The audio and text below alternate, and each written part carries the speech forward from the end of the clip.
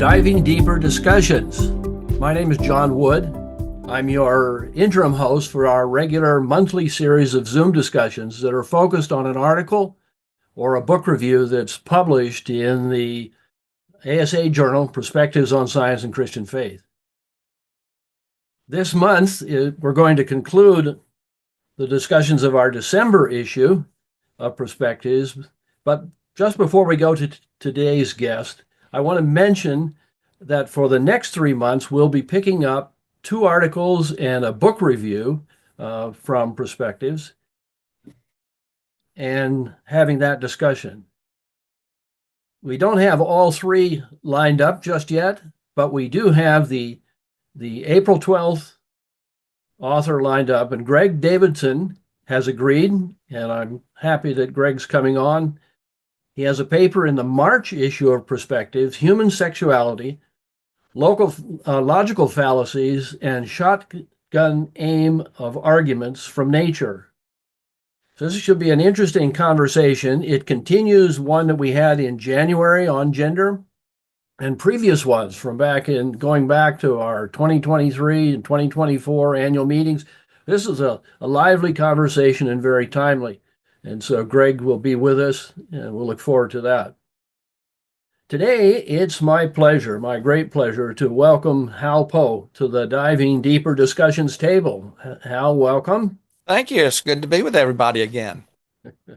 Hal is no stranger to the ASA. He was not only is the author of the paper we're talking about today, which I better read that title, C.S. Lewis on Science and Technology, is a paper from our December issue. But Hal was also the keynote speaker at our 2023 gala banquet, where we kicked off the ASA Legacy campaign. Hal, thank you for doing that. It was great to be there. You've been a member of the ASA for a number of years, but I don't recall that story.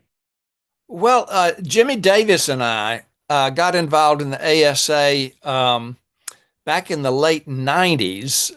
The Templeton Foundation was promoting the teaching of science and faith courses, and they had a course competition. Jimmy and I won one of those prizes, but along with it was a $4,000 grant from the ASA to bring speakers to campus. Mm-hmm. And we didn't know about the ASA at that point. And so we looked into it and said, this is our group. These are our people.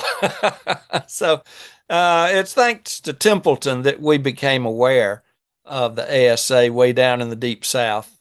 Right. That partnership with Templeton has been a very fruitful one for many ASA members over the years. And I think that your story is a fairly common one for individuals in the 90s and the 2000s. That's great. So Hal, tell us a little bit about your academic background. You're at Union? Well, I from 1996 until last August, I taught at Union. I was the Charles Colson Professor of Faith and Culture. Chuck Colson endowed that chair. Mm-hmm. I retired in August, and so I'm now just pursuing writing projects and speaking, but was there for good many years, 28 years, I guess. So maybe drop back and tell us a little bit about your faith journey and your educational journey.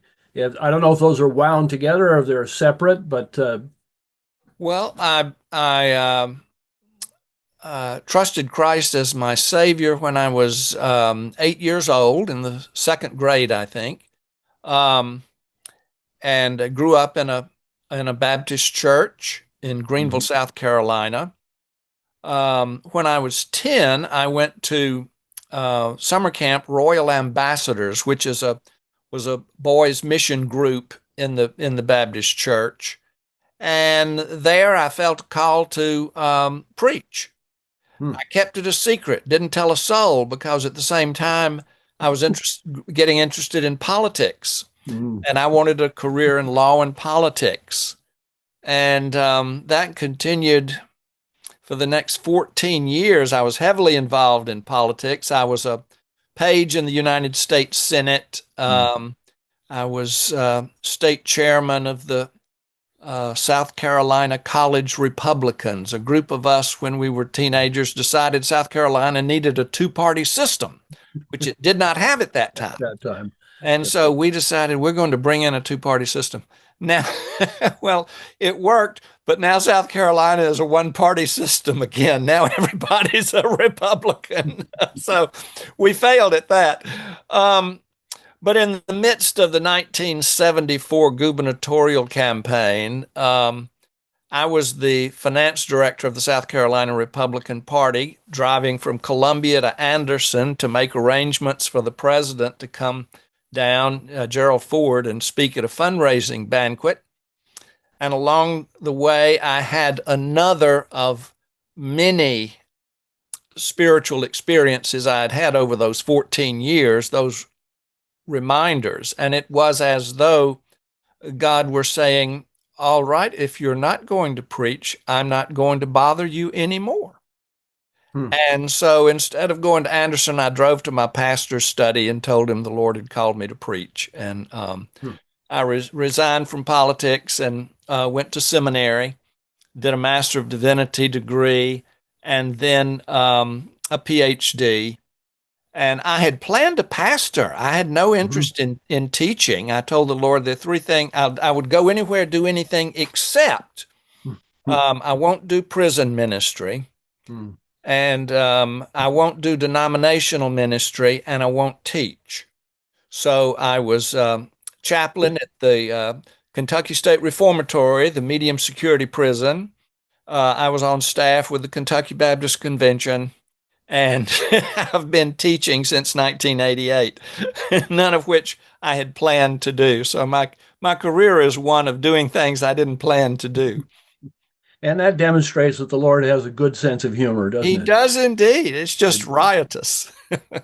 That's wonderful. So tell us about just briefly a snapshot, if you would, because about C.S. Lewis, and I want people to get a sense of, first of all, why you came to Lewis, how that happened, just very briefly, but and then sort of skip over all of the detail and just tell us what you're doing with C.S. Lewis and the Inklings now. Okay. I'd never heard of Lewis until I went to seminary. So I was in my mid-20s before I had heard of him, and I thought they were talking about Sinclair Lewis. But it was a gradual awareness of Lewis. The TV cartoon of The Lion, the Witch, and the Wardrobe came out in the late 70s, and I said, well, that's interesting. So I read that. Fast forward over the next 20 years, I just found that Lewis was speaking about so many things I was interested in. So I got deeper and deeper involved in pursuing him. In 1998, I was asked to do a seminar for the C.S. Lewis Summer Institute in Oxford and Cambridge on apologetics in a postmodern age. And just got deeper and deeper involved with him, started teaching a course, and then doing more writing. So I've now written, well, my daughter and I edited this book, which is memoirs of former students of Lewis. Then this book on the Inklings, and then the 3-volume biography of Lewis, which I just finished a couple of years ago. So it was a growing sense that Lewis was speaking to things that were critical to me and to our culture. Can you then take that right to science? How does the science come to this then? Yes. Well, the science comes to it because Lewis himself was critically interested in science. He was fascinated by science from his childhood. And when he was a little boy, what he enjoyed was the biology courses. Biology courses when you're in grammar school. It was the study of insects, and he developed a deep interest in animals, but also in astronomy. And that grew as he got more sophisticated into an interest in physics. And so he was writing about these things, and he was recognizing that in our culture, he himself had bought into the materialistic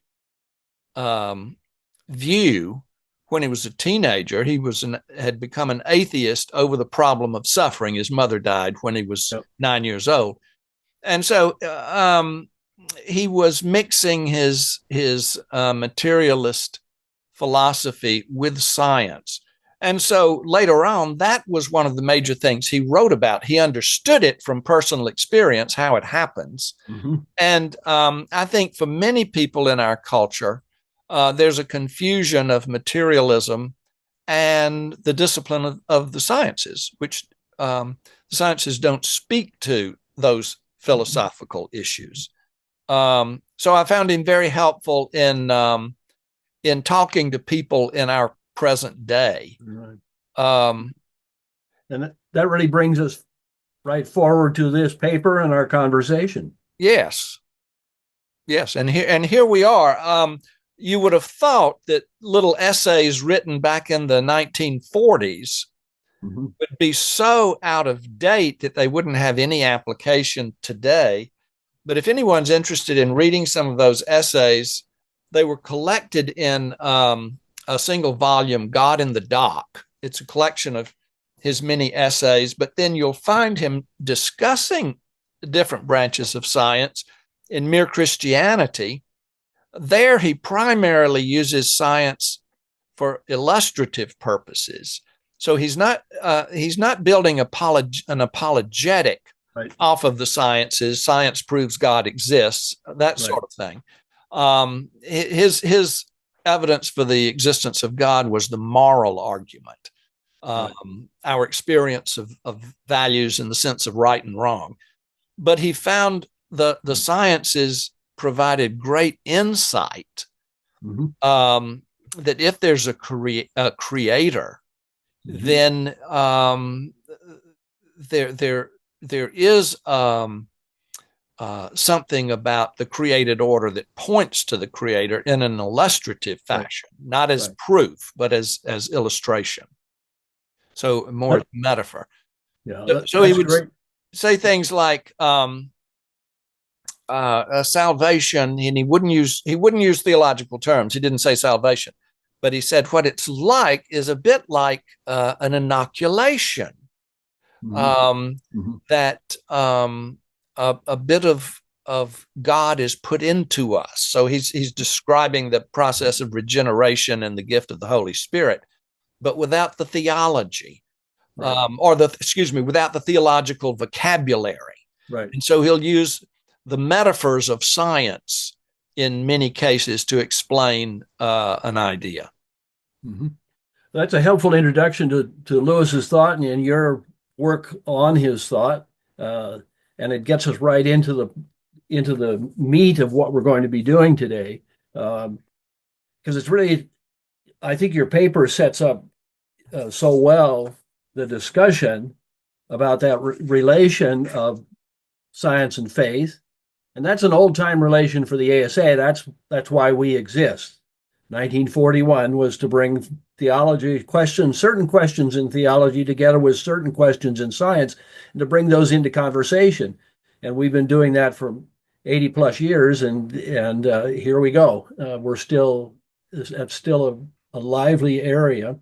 But in particular, you're talking in this paper about science and technology, and you touch interestingly on Lewis and science fiction. And I think if that doesn't come up in the questions, Hal, we will come back to that because okay.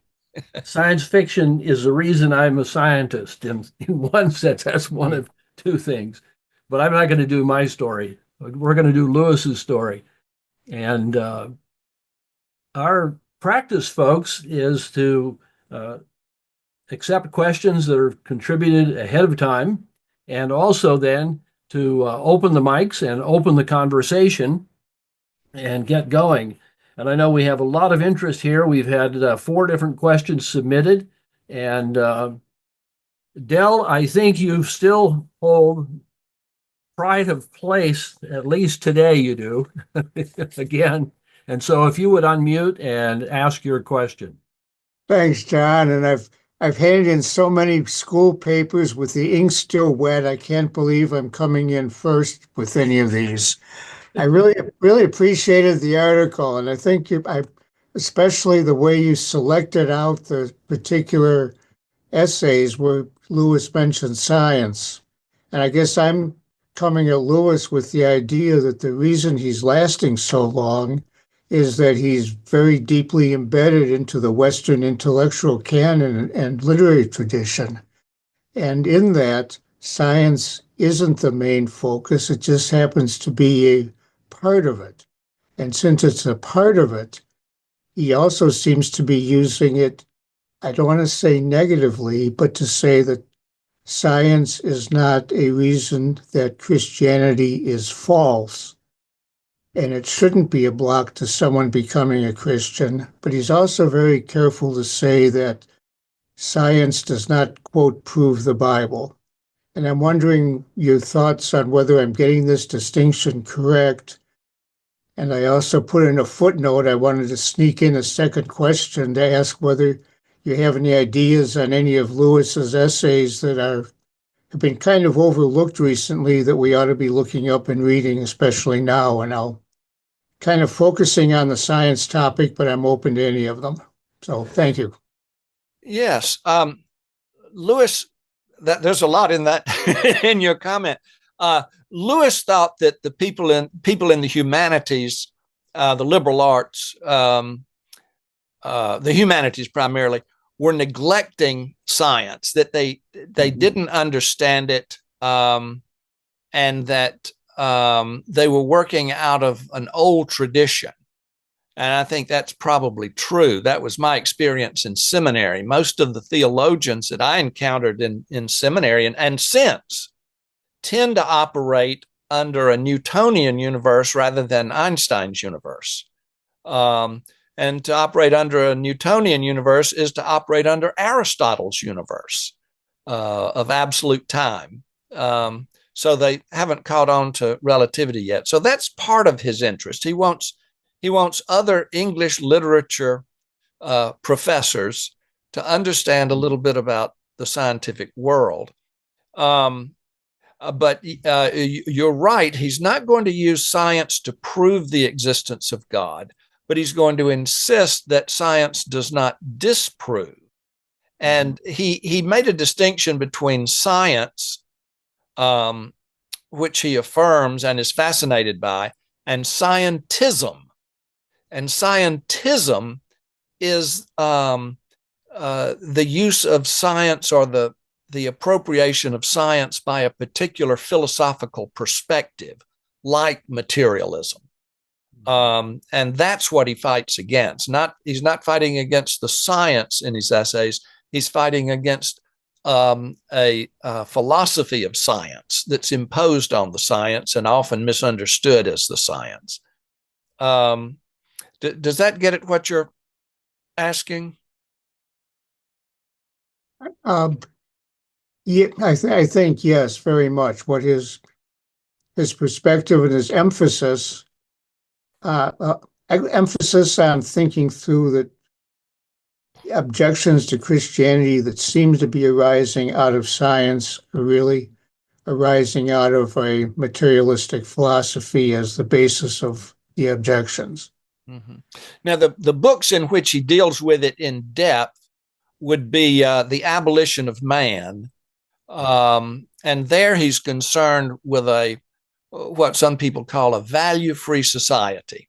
And he said that there's no such thing, but that that's a current issue for us now in dealing with artificial intelligence.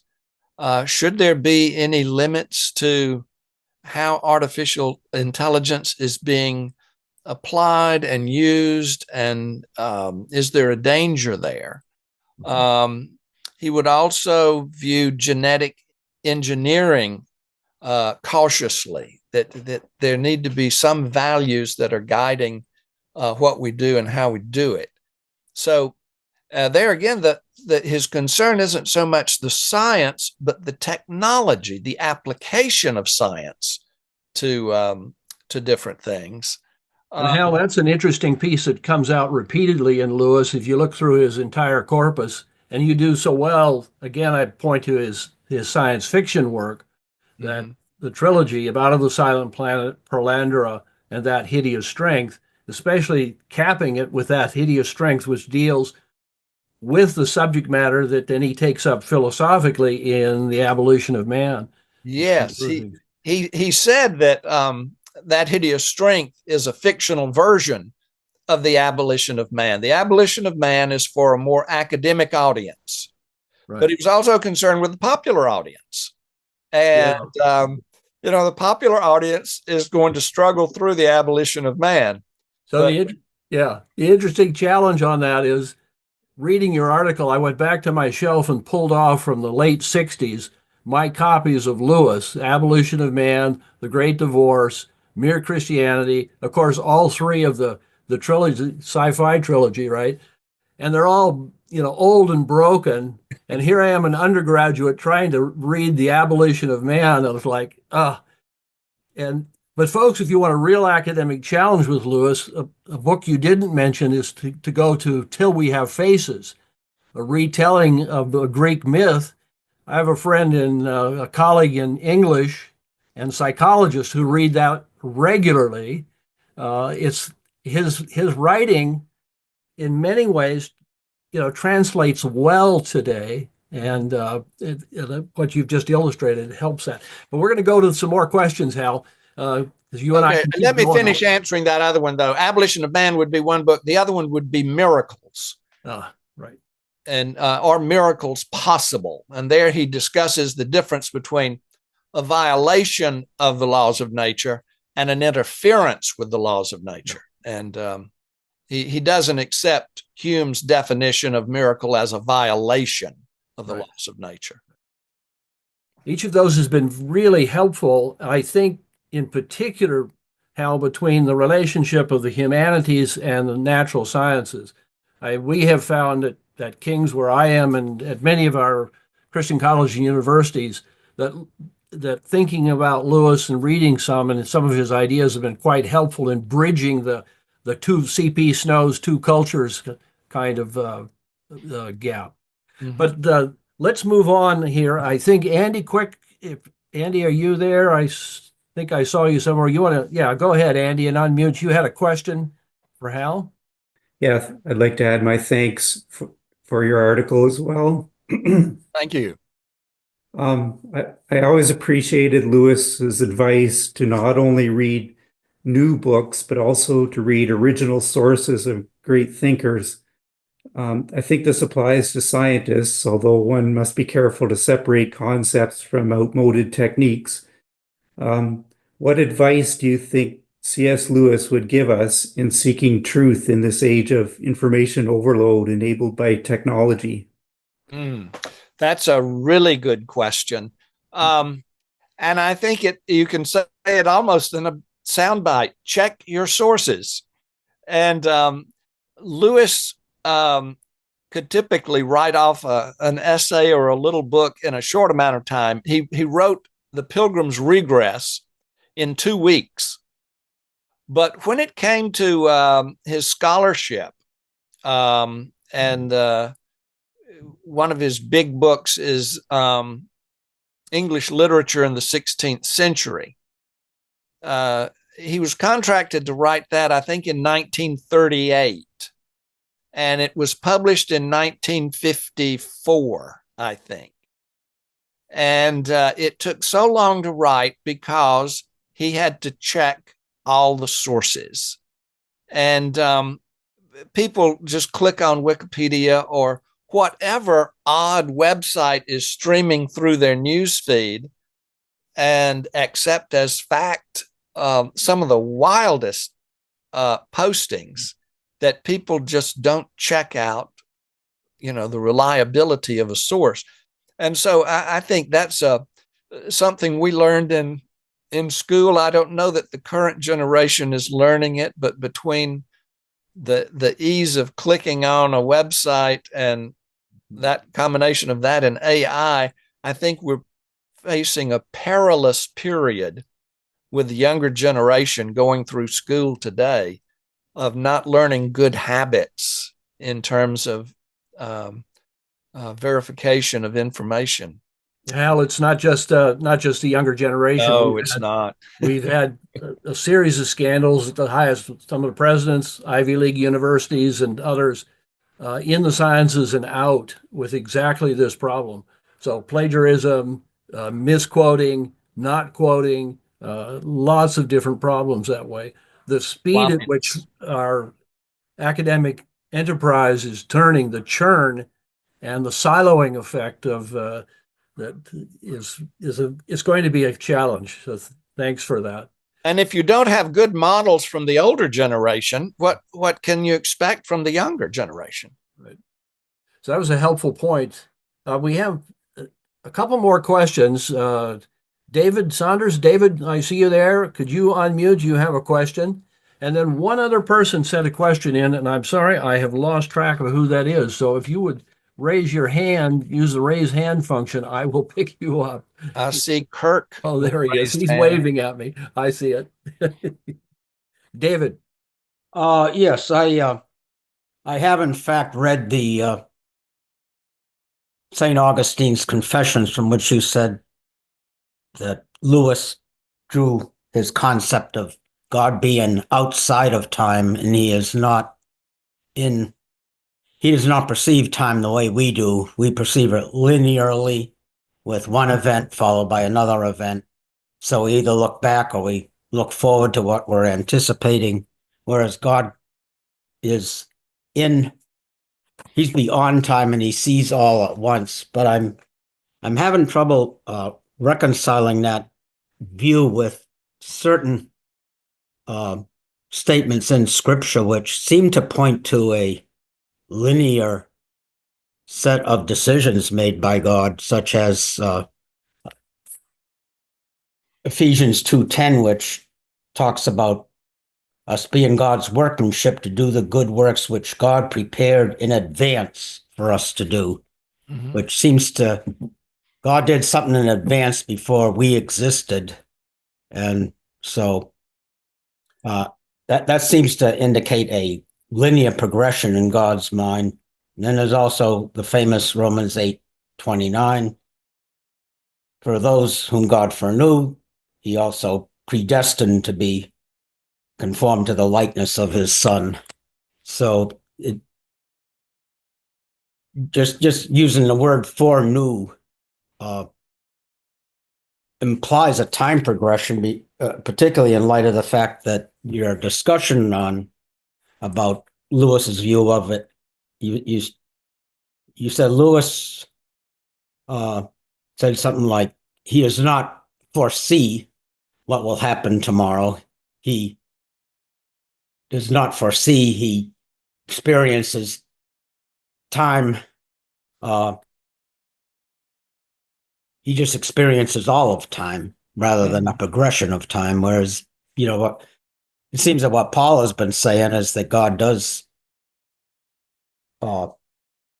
it seems like God has been, he made certain predictions about us before we existed. Well, if I can respond, from the human perspective, it would be progressive from past to present to future. But from the divine perspective, it would be a totality. Fortunately, we've got a few pictures of what that actually looks like. My favorite is Daniel 7. And in Daniel 7, Daniel is suddenly caught up and he has the divine perspective on all of human history, right, from his lifetime to the end of the world. And he's seeing it all simultaneously. And he sees the four beasts coming out of the sea, which is Babylon, Persia, Greece, and Rome. And during the time of the fourth beast, the Son of Man appears, which is Christ himself, who's incarnate. And then what's going on in heaven, remember, the thrones are being set in place, the books are being opened, and so what's going on there is the same thing we see in Revelation, where John is caught up and he sees the thrones being set up and the last judgment is about to begin. So you've got this picture of God seeing all of it from the beginning of creation to the end of creation. And yet, from the human perspective, we're experiencing it physically. Now, John Polkinghorne had an idea that I think is helpful at this point. He said, though God may be outside of time, which is to say he's not physical, he experiences something that corresponds to time. And there, Polkinghorne began to stumble a little bit, and he couldn't quite put into words exactly what it meant, because it wasn't exactly duration and not change, but perhaps difference. I'm not sure. He never did quite, to my satisfaction, come up with a way to explain what he meant by that correspondence. But I think the main point is that when God's talking to us, he does talk in terms of before and after, but in terms of his own being, his own nature, the idea that he changes not, would suggest being out of time. But definitely in terms of our experience of being known beforehand, that he knew us before, in human terms, we were born, because he always knew us before the foundations of the world. We're now dealing with very complicated matters, and I hate to default to we'll understand it better by and by, but I do think there is a difference between God's experience of eternity and our experience of time. Yeah, I think, it's interesting that you bring up John Polkinghorne, because that kind of relates to a second question I raised in relation to God's experience of time, in that I think Polkinghorne allows for random events to be occurring, which I think he admits there that God does not specifically orchestrate all random events like mutations and such. And so, in a sense, the future would not be completely known to God because of these random events. And I know that this has been a discussion in many articles and over the last few years in the ASA. And so how would random events and their outcome fit into this view of God seeing? Well, I think Lewis would say, in fact, in The Problem of Pain, he specifically says that God is the actor in evolution. Yeah. And thus it is random events that that God has created a universe in which random events exist, in which he is free to act without violating the laws of nature. That is, he's got an open control panel that he can monkey with, much the same as a scientist can do things in a laboratory that would not normally take place in nature, but you can interfere with the normal course of nature, like a particle accelerator. You cause a particle to do something that it would not normally do on a Tuesday afternoon, but it's forced to do, which is an interference with it. So that would be his way of thinking, that God is in fact taking an active part and moving the universe in a particular direction. Yeah, I can understand that. Yeah. I think that could he also talks about that in Miracles. Yeah. He talks about quantum mechanics in Miracles. Yeah. And it also ties into some problems with theodicy, does God control the random mutations that could pile up in a certain cell and lead to that cell becoming cancerous? Mm-hmm. Yeah. And, it's beyond does he cause it to happen? Does he allow it to happen? What's going on there? Yeah. David, thank you for that question. That opens up an entire line of thinking. I'm sitting here with a book called Paul and Time Life in the Temporality of Christ by a theologian that we just went through a reading group this last year on. This is a very rich area and subject, but we're going to move along. The fourth person is our founding Diving Deeper Discussions member, Randy Isaac. Randy, go ahead. Hey, John, good to see you. I think that was a Freudian slip. You just kind of wasn't sure you wanted me to get in here, did you? Oh yeah, I did.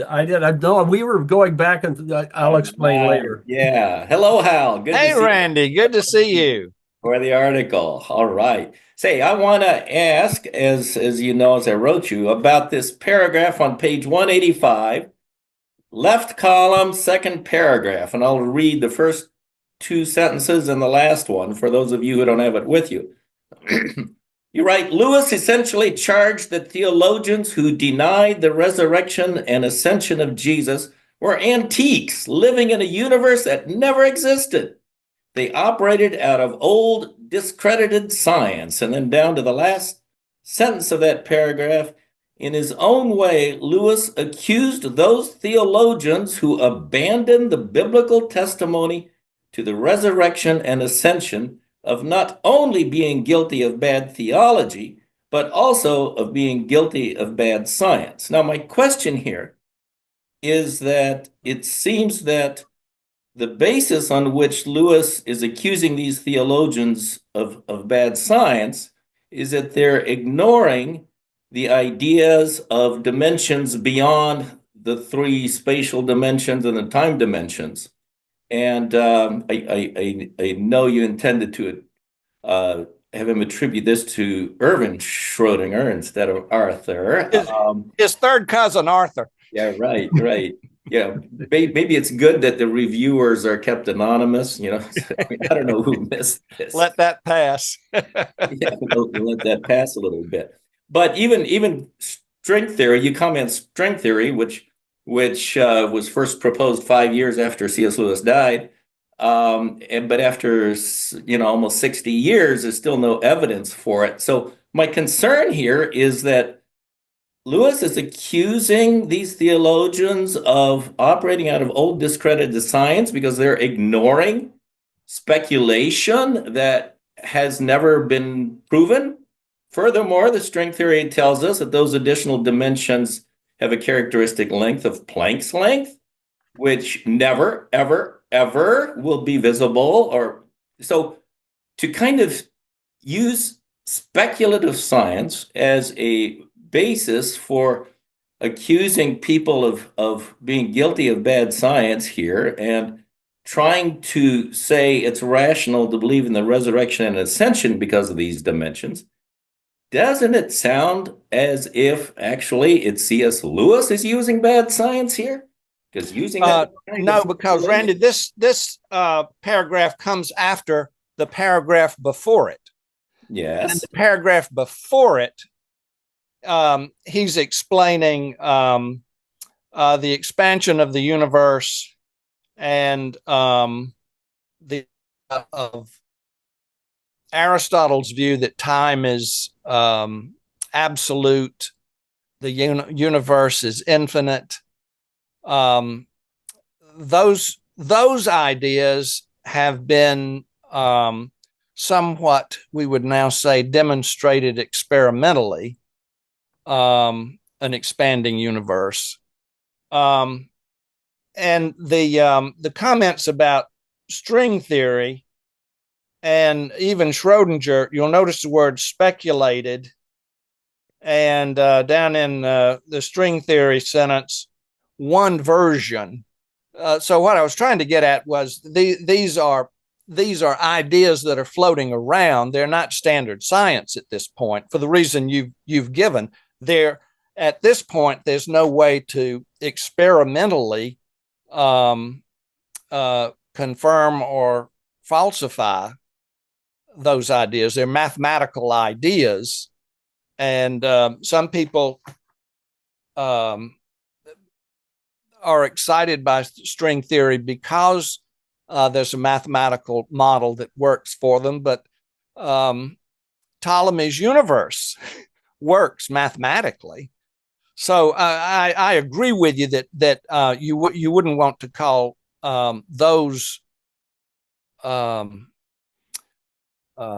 theories that can't be tested experimentally. You wouldn't want to call them standard science or the science of today. They're ideas that are floating around, sort of like the question of time. What is it?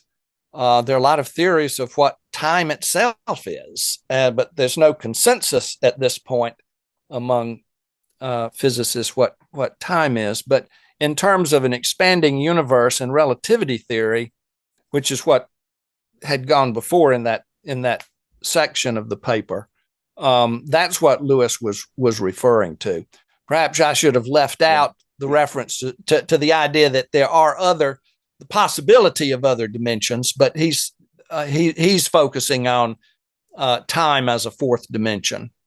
So it's a paragraph that probably needed to go through refinement one more time. But that's my problem rather than Lewis's problem.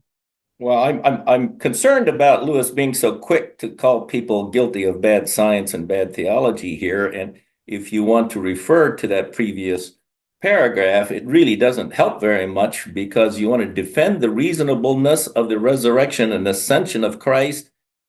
What? Because the universe has a beginning and a development and an ending? What's the connection?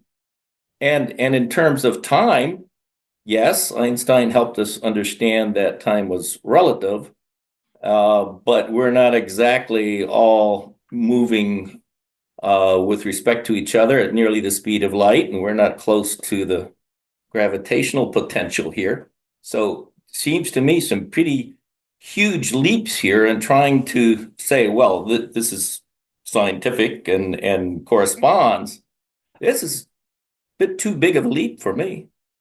Well, in the paper, it is a pretty big leap. How Lewis discusses it, however, takes many pages, and he does a better job of connecting all of those dots along the way and what people were saying that he was responding to. But it would the idea that resurrection could not take place based on a Newtonian model. And Lewis is arguing that in an Einstein model, that the science would not preclude resurrection from taking place. That's a stretch. Mm-hmm. All right, thank you.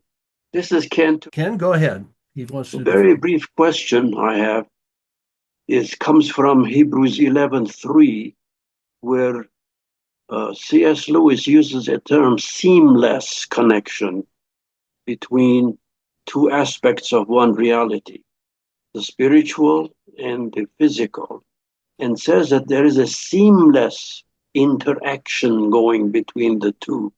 God does not, I don't like the word intervene. It's very negative. It should be interaction. So my question is that seamless, which I found very valuable, a proper way of saying God does not intervene into his laws, but uses them in different ways. It's an interaction between the physical realm of the physical laws and the spiritual. And those two are seamlessly connected. Am I making myself clear? Yes, I think this is very important. To say that God intervenes is to suggest that he's gone somewhere else and then he comes back, and then he goes somewhere else and then he comes back. The presence of the Holy Spirit is the idea that he is constantly present everywhere, interacting constantly with his creation. So that relationship that you're talking about is very important. Thank you. Thanks, Ken. And Kirk, you can unmute. Thank you for your patience. Yeah, that's fine. I'll make this brief, but just wanted to say I've really appreciated C.S. Lewis's philosophy of science that Hal mentions in his article From God in the Dock, his discussion on miracles and on laws of nature. And most of us trained in the sciences kind of by default, where we take the view that the laws of nature cause things. And Lewis was very clear that the laws of nature describe, they don't cause. And I think that has influenced a whole generation of British scientists who are Christians. I first saw that view not from Lewis, but from Donald Mackay when I was in grad school. It bounced off my thesis advisor. He said, well, that's not the way I see it, but it's tenable. And then I've seen that view from John Lennox, who I know got it from Lewis. John Lennox said in his last year of university, well, while he was in university, it was Lewis's last year of teaching. So John would skip his math class and go listen to Lewis. And so these seems like these British scientists who are believers are very clear thinking, that whole generation of them, Mackay, Lennox, and I think they all got it from Lewis. Any comments? I really can't comment because I don't know. I wish I did. That's something I'd like to pursue, though, to see just how extensive that relationship is. I do know that Arthur Peacock was reading Lewis. Basil Mitchell, the philosopher, knew him, worked with him in the Socratic Club, and Polkinghorne read him, but I couldn't say beyond those. Thanks, Kurt. Hal, that's interesting. I'm thinking about your 2018 paper, Divine Action in the 21st Century Universe. I think you have quite an extensive section there on natural law and how that works with Lewis's thinking. Anyway, we might want to refer to that. So we'll take the next question here from Terry Gray. Hi. Thank you for your paper.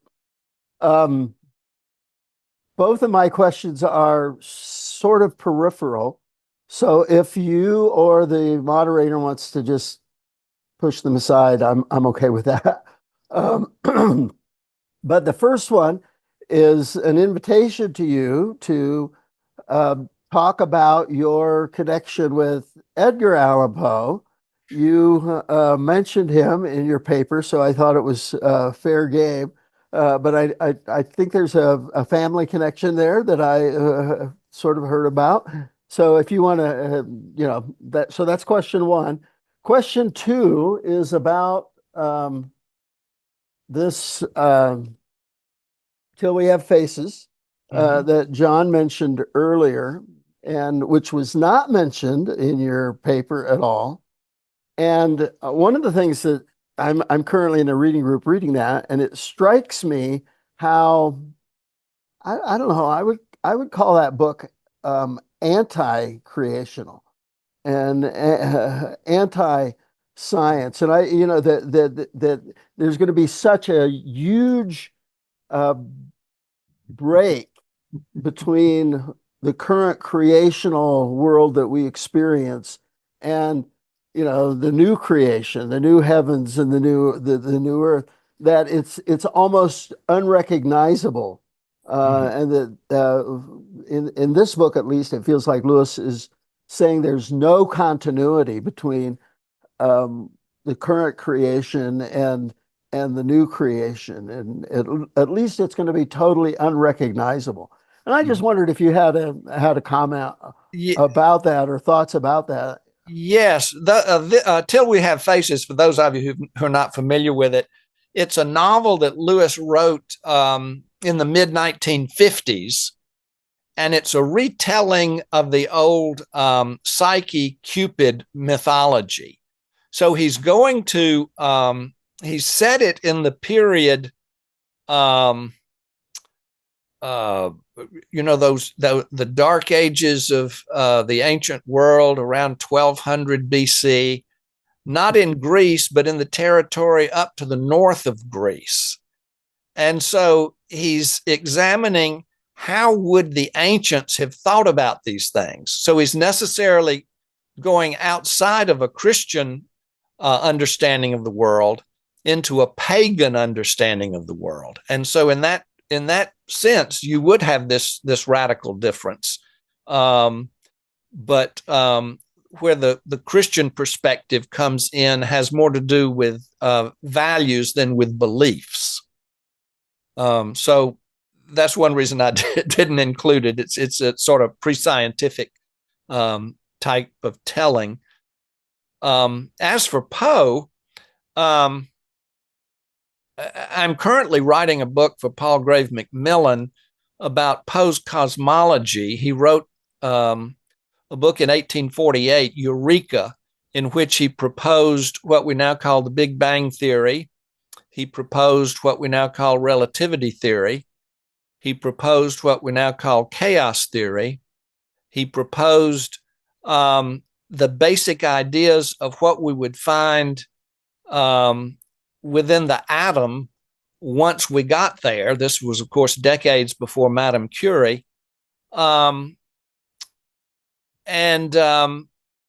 He also proposed that it is the expanding of the universe that creates the laws of nature, which is different understanding. We now think about the four fundamental forces as once having been unified.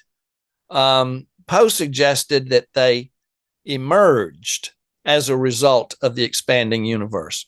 He also differed with what Einstein would say about gravity. But it's fascinating that he came up with all of these ideas in 1848, and his big rival was Aristotle. And so this whole idea of an eternal, infinite universe was his big bugaboo. But he's a fascinating figure for a French student.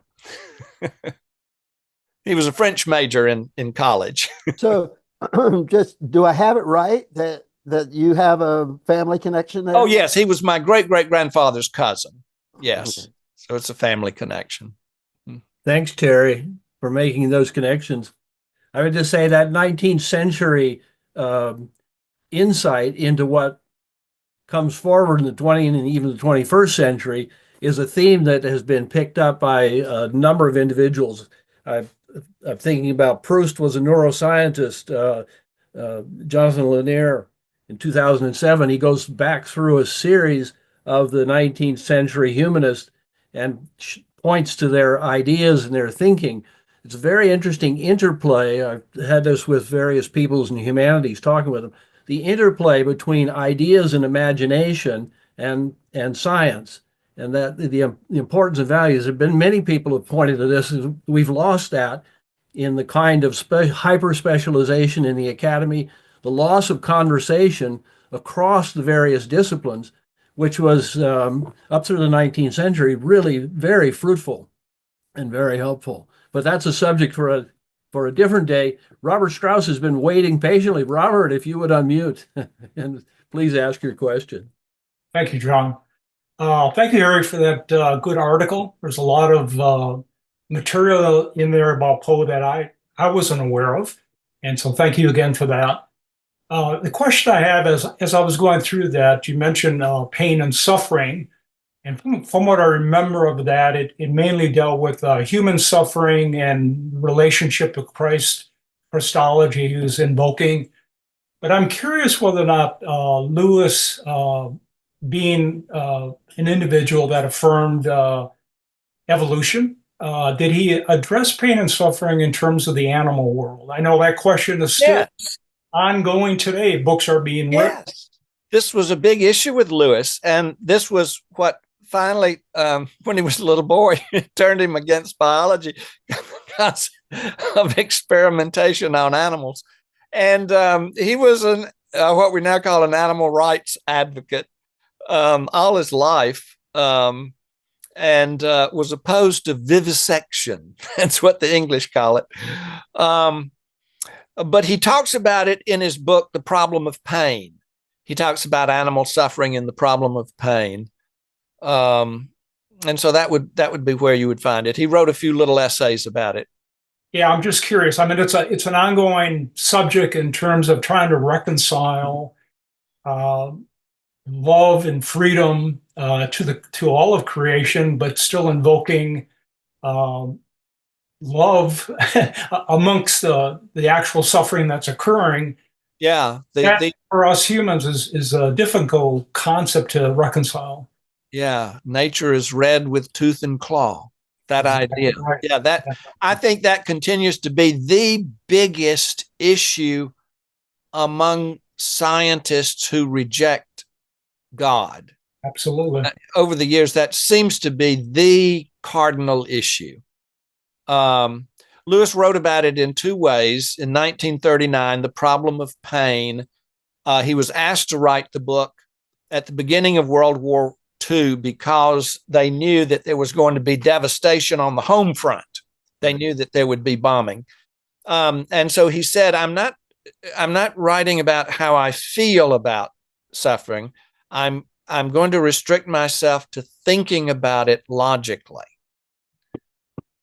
Then after his wife died, he wrote about how suffering feels.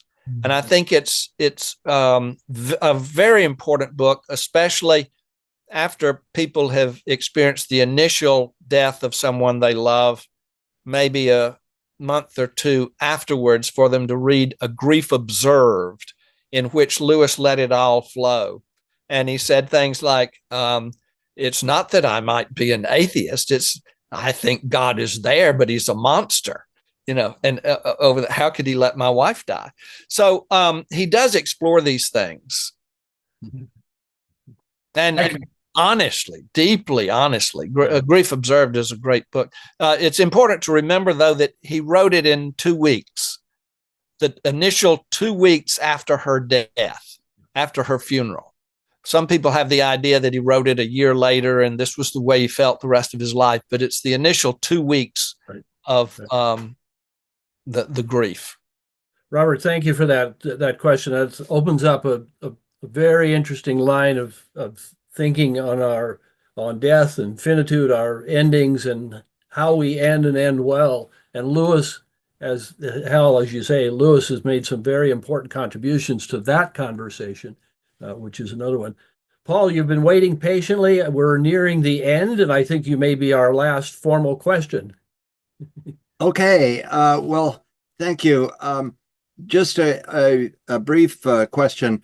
Kirk Birchie earlier noted several of the folks that were influenced by C.S. Lewis and Oxford professors. And I realized that one of them that has been pretty prominent for me is Jim Houston, who left Oxford and ultimately founded Regent College, which is Regent University now, and as well as the C.S. Lewis Institute here in the Washington, D.C. area. And he was an inspiration to a small group of volunteers, including me and my wife. And it's still ongoing. In fact, they just last month published, they have this broadcast talks, and this one was about the impact of technology on the Christian life. So they have at least 17 locations where they are providing fellowship programs, encouraging folks to read books and study a lot of advanced materials. This is going on around the country and other countries. And I just wanted to put in a plug for the C.S. Lewis Institute. I think the ASA would do well to develop a closer partnership with the C.S. Lewis Institute. And I wonder how, if you know of anything about Houston and C.S. Lewis. I do know something about him, and he has made, I think, an extremely important contribution to understanding Lewis.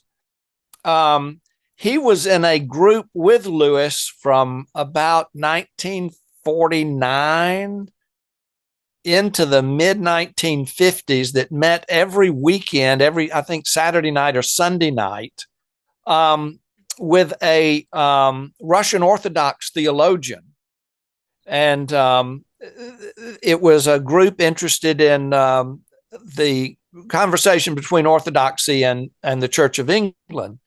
And he was a part of that group for years. And I don't think any of the other biographies of Lewis mentioned that until mine, but I got that from him. He wrote it up. And Lewis got involved with that group when the Inklings broke down. The Inklings stopped meeting in 1949, and he transferred his interest to that group. And others that joined him were Hugo Dyson and Austin Farrer, the great Oxford theologian, was master of Keble College. But yes, very, very important part of Lewis's life. Yes, thank you, Hal. And Arl just corrected me about the name. Regent College stands. Regent University is here in Virginia, so I am sorry for the confusion. I know there's a trend, seems to be a trend. All the colleges turning into universities. I'm not quite sure why that is, but thank you for correcting me.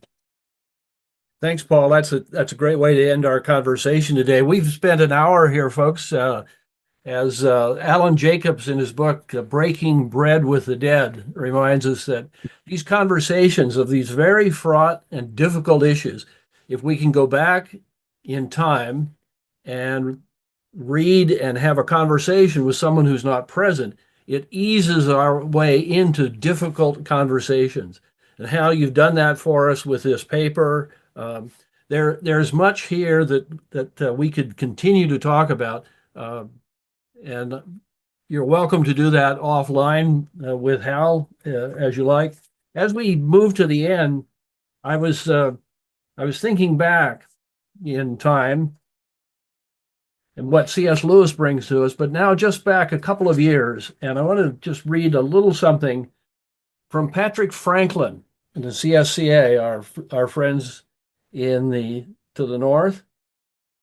And he gave an address. It was the sermon for us at the 2023 meeting in Toronto. And it was the 50th anniversary of CSCA. And he titled it, Moving Forward Together, the Future of Science and Faith. And this is a conversation that, Hal, as you said, C.S. Lewis is having with us and had with his contemporaries. And Patrick reminds us we're having it again today. And the passage that Patrick went to is one that I think is important, and that is in Philippians. He turns to Philippians 3, where Paul is talking about what the central things are. And he says, not that I have already obtained all this or have already arrived at the goal, but I press on to take hold of that for which Christ Jesus took hold of me. That seems to me to characterize the life of C.S. Lewis, that he was pressing, always pressing on. And his goal was not just good writing and careful thinking, but his goal was to be present, right, for that prize which God has called me forward in Christ Jesus. The centerpiece of our faith is not our ideas, it's not our controversies, it's not our own wisdom. The centerpiece of our faith is our Lord and Savior, and that I see that present throughout Lewis's writing, and it's I know it's been inspirational for me across my career and helpful, even though I have my questions and differences. The science of the 20th century that Lewis was dealing with is not the science of the 21st century. Things have moved dramatically. There are new ideas, and that is the constant. We have this moment of time and this change, and we're called to answer and to work and to think within that. And how you've helped us do that, I really appreciate it. We all do. We thank you for that.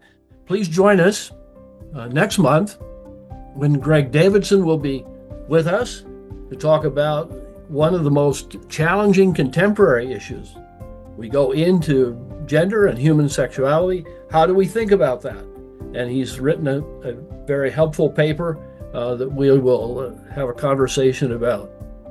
So I thank you very much. And the Lord bless you and have a good weekend. Hal, thanks again.